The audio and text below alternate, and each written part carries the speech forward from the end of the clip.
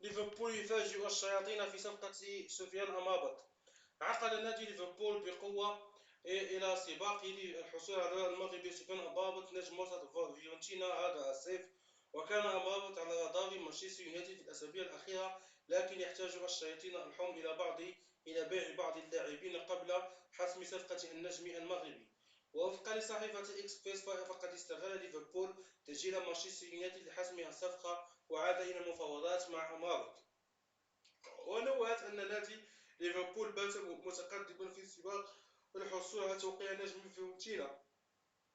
وأشارت الصحيفة إلى أن ليفربول قد يحسم صفقة سفيان أمابط خلال وقت قريب في ضربة مريرة لمانشستر يونايتد.